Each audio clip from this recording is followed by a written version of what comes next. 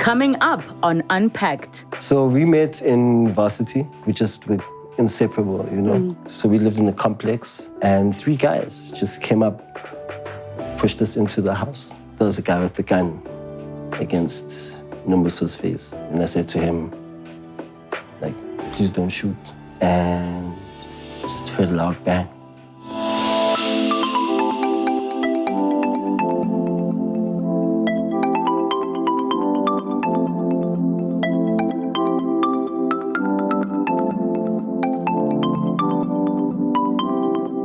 Losing your wife to a home invasion, but surviving to be able to come here and tell his tale. This is our guest story. Let's unpack. It was yet another exciting payday where young couple Lwandi Mbebe and his wife Nombuso would enjoy the fruits of their labor and reconnect with each other. Having gone out that night, they then decided to take the party to their home in Johannesburg North. Never did they anticipate that their perfect night together would end in tragedy. This is part 1 of Lwandi's story. Let's unpack. Lwandi, welcome to the show. Thank you so much for joining us. Thank you. So take me back to when you met your wife, who was not your wife at the time. Yeah. What was Nombuso like? So we met in varsity. It was one of those relationships that I wasn't in many relationships before. I was still very young. I met her and we just became very good friends. From partying together to going to school together, like we just were inseparable, you know. Also, at the time, I was paying for my own studies by bartending and working at a restaurant. So whenever I had gigs at clubs or big events or festivals, then I'd be like, can I add one more person, you know, yes, to the team, and then we'd go and we'd make money together. So we started off like that, just spending time together all the time. I think when we graduated, it just didn't make sense for us to be apart that much. And we moved in with each other, which was... But when did the dating become official? Official. Yes. Within 3 months, we were just okay. And I kind of knew, I was like, yeah, this is it. This is it for me. And how would you describe Nombuso? What kind of a person was she? So from the first day I met her, I think one thing I loved about her was that she was a very good judge of what was good, you know? So if she saw something and she had impeccable taste in the way that she dressed, in the way that she spoke, the way that she interacted with people, chose people around her. And she just knew what she wanted for her future. So she knew what kind of career person she wanted to be. She knew what kind of mother she was going to be, and what kind of wife she wanted to be. So I just loved that. And that was the most consistent thing about her, is that she knew what she wanted, and what she wanted was always good, you know. She was also the most loving and supportive person. I think any of her friends, any of her family will tell you that if anything happened to them and they called Nombuso, whether she could help them herself with her own finances or time or anything, or she would do it. Or she would find someone else, you know. She'd be like, okay, friend, I can't help you right now, but I know someone, and she'd go all the way for almost everybody. And I think that also translated in her work. And the one thing she was adamant about is be indispensable to people. You know what I mean? Don't be that kind of person where it's if I don't see this person, it's okay. You know, if this person left this world, it's okay. So she's, she carried that through for her whole life. She was indispensable to anyone. So at some point, you guys got married, but you have to tell us, how did you pop the question? Cool. Or did you say, on the way? Yeah. No, it wasn't like that. So it was such a weird situation. We were in Cape Town living together, both of us hustling, freelancers in the film industry. At that time, it was our second year together, dating. And for me, what happened is that I got a job to go and shoot in Cape Town. The contract was about 8 months. And then afterwards, I was like, you know what? I want to stay here in Cape Town. I want to see how this works. At that, I think we had been apart for about 3 months at the time because she came down to Cape Town and went back to Joburg. And then while she was in Joburg, she's like, I had a feeling you were going to say that. So I found myself a job. Oh, wow. And I'm coming to Cape Town in any case. Just give me a couple of weeks. And then she came down to Cape Town and I was like, this is it. This is the one. That changed my whole life, my whole perspective. And I wasn't even the kind of person who was going to be...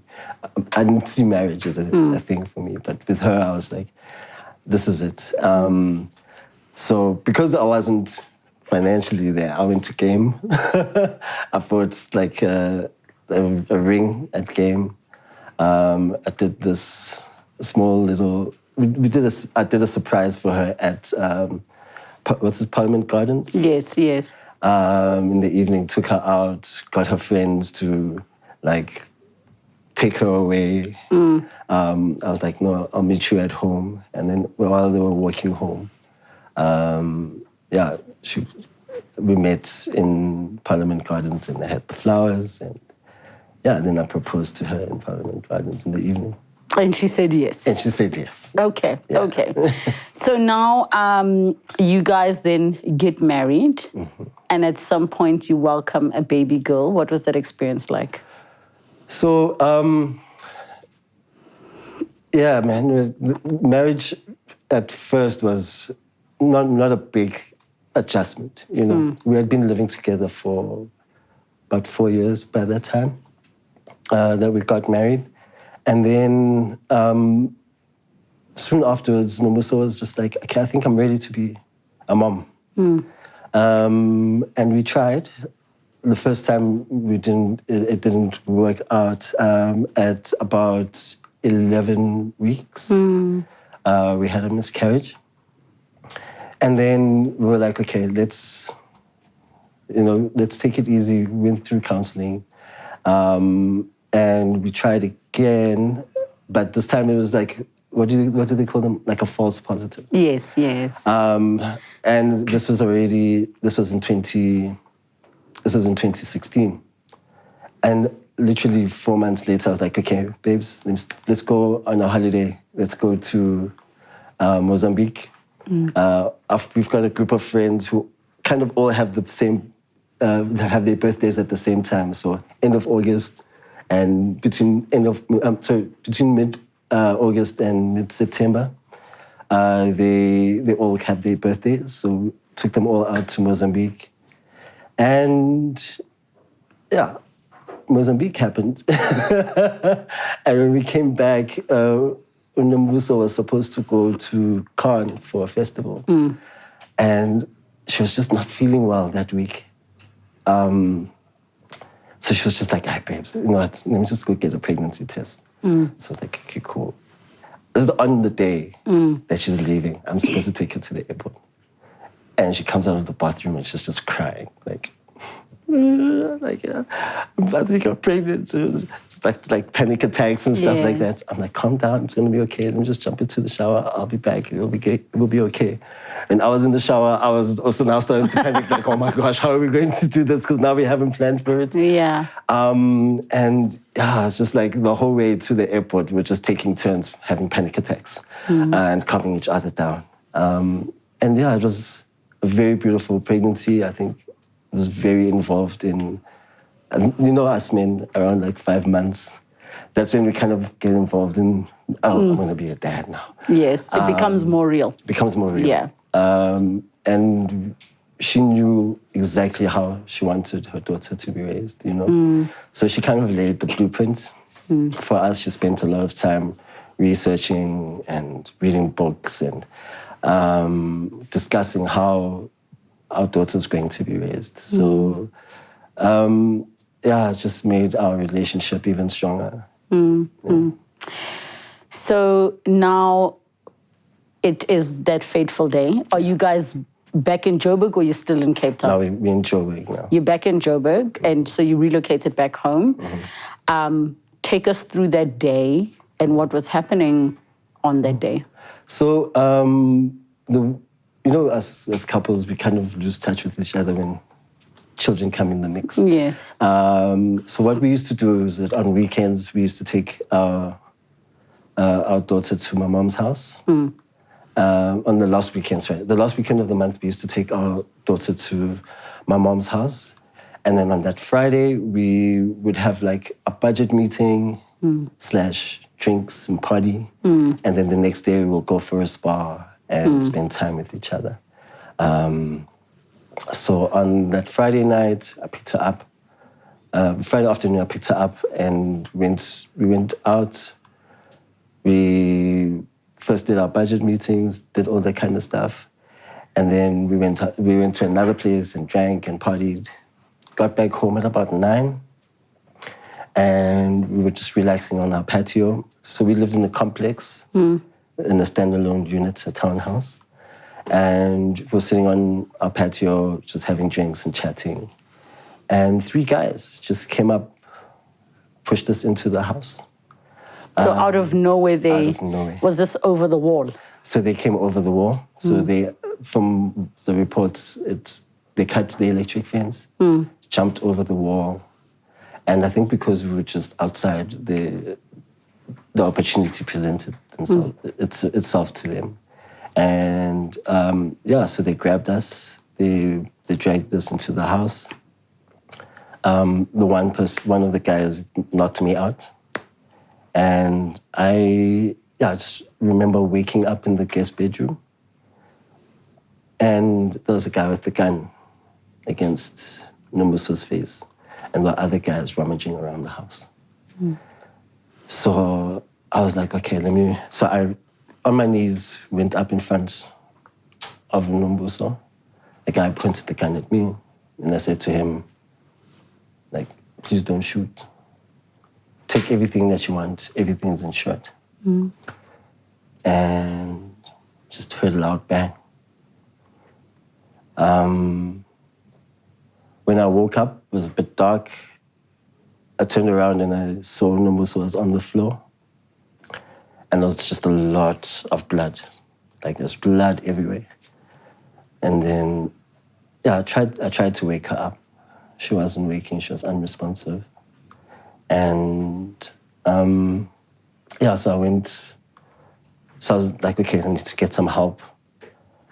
I remember getting to the door and passing out. When I woke up again, I was woken up by my neighbor's voice, and he was like, Lwandi, sit down, relax. And I was like, what's wrong, what's happening? He's like, no, you've been shot, we heard gunshots. We've called the security, we've called the police.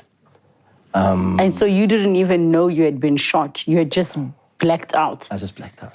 So your neighbor comes in. He didn't come in. He was saying from outside. From his unit. Oh, from his unit, yes. So there's like this much space between our units. But he was just saying, like, no, I can hear you guys got shot. Just sit down. And he just explained, like, I can't come out because, They don't know where the guys are. Yes. So I can't come out. But we've called the police, we've called the ambulance. And then I was like, okay, cool. It's like, just sit down. Then I remember like blacking out again. When I woke up, I actually found myself sitting on the steps. There were stairs that went up to the parking lot. Excuse me. And so you're outside of the unit now? I'm outside of the unit. Yeah. And then he's like, Lwandi, I can't get a hold of the security at the gate. But we've called the ambulance and the police are on their way. So in my head, I was just like, oh my gosh, like, let me get the security, maybe they can help me. So I ran into the parking lot, passed out again. And that happened a few times on my way to the security gate. By the time I was close to the security gate, I'd had all my neighbors telling me to like, it was like all my neighbors were shouting like, "Run, just sit down, sit down." And the ambulance, then I saw the lads, the police came first, and then the ambulance came in. And then while I was in the ambulance, they were like asking me all this information. So before the ambulance got there, in that time that you were trying to get help, that you were talking to your neighbor, had you gone back to the guest bedroom? No. So you didn't know what was happening there? I didn't know what was happening. Yes. I just knew that she needed help. Yes. And in my head, I just needed to get to the security guard. Yes, yes. So now you're in the ambulance and they're asking you questions. Yeah, they're asking me questions like, I don't know, I think it's God's will or something. But I was able to give them my sister's number, my mother's number, my ID number, Nomusa's number. Somehow I remembered our medical aid number. I don't know, all these things happened. Then the security, and then the paramedic looks at me and is like, "Lwandi, your wife is in a critical state. We've both been shot. She's been shot in the chest. And there's a helicopter on its way to get her." And then they're like, "You've also been shot. You've been shot in the head. So we don't know what the extent of your injuries are. And we can see that you're agitated.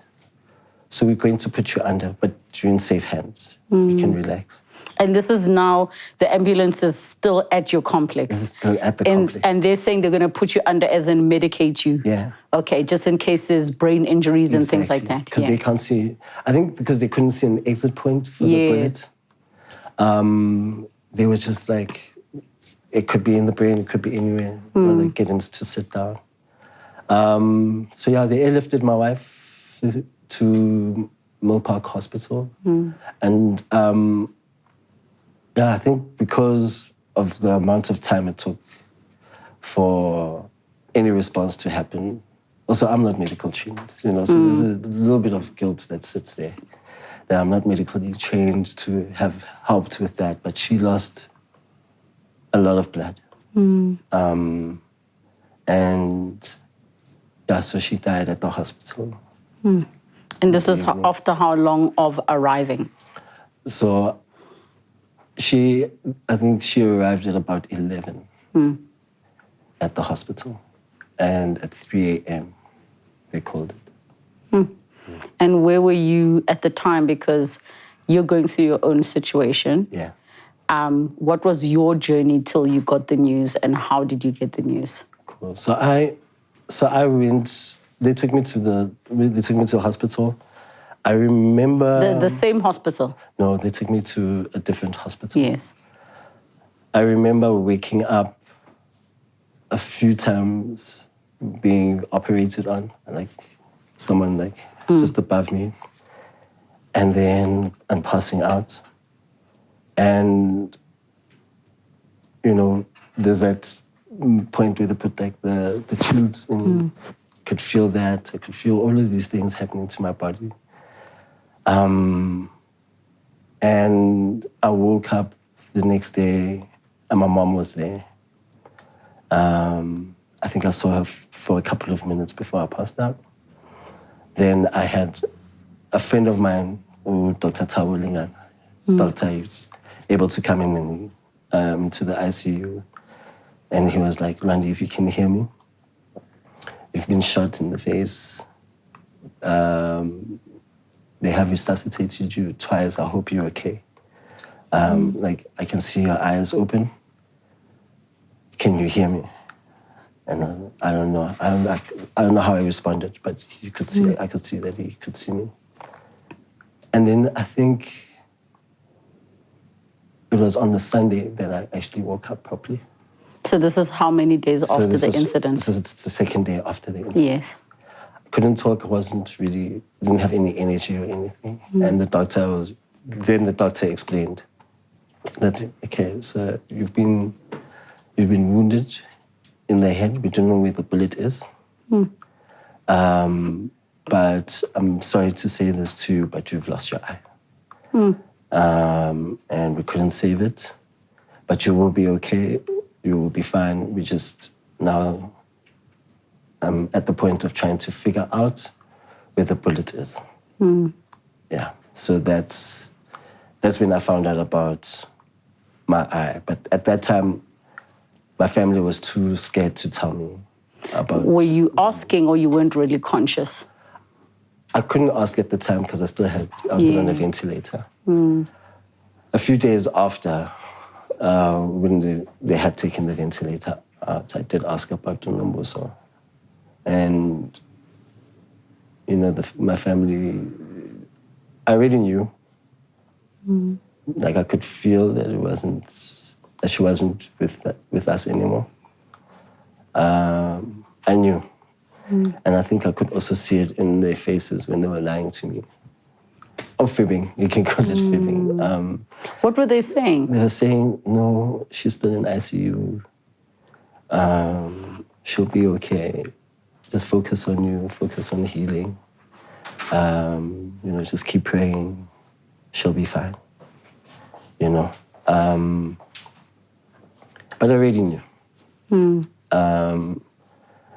You know, also something that happens when I think you're coming off morphine, it's a weird little transition. You're having fever dreams and stuff. But in those dreams, like, I already knew that she wasn't around and her presence wasn't around. And it's probably understandable if, you know, when you think about how much time you spend with a specific soul, then you know that she's not around. Yeah. So who was in the room when the news were broken, and who told you, and what did they say? My family was very sweet. Nombuso was a very religious person. She had a very close relationship with a lot of pastors. And, you know, my mom thought the best way to break the news to me was to bring Pastor Kalanzo, who's one of Nombuso's mentors, to come and sit. And she brought the whole family together. So my mother-in-law, father-in-law, my sister, and Abu Malume, Abu Tatum Tala, on the day that I was getting discharged, so that they can all support me. So when they break the news, we would, you know, actually Nombuso passed away on Saturday. And this was what day now that you were getting discharged? I was getting discharged on the Friday. So she had been gone for almost a week. Almost a week. Without you knowing, but you knew. On that Sunday, I knew. When I woke up. And I replayed everything in my mind. I was like, she's gone. Yeah, she's definitely gone. Next time on Unpacked. The shouldas will always haunt you. Did I do the best? I don't know. So I had a few incidents where I tried to take my own life. One thing I can be very grateful for is that my daughter wasn't there. She's not less loved because her mom is not around. My main purpose is not to leave my daughter with nothing.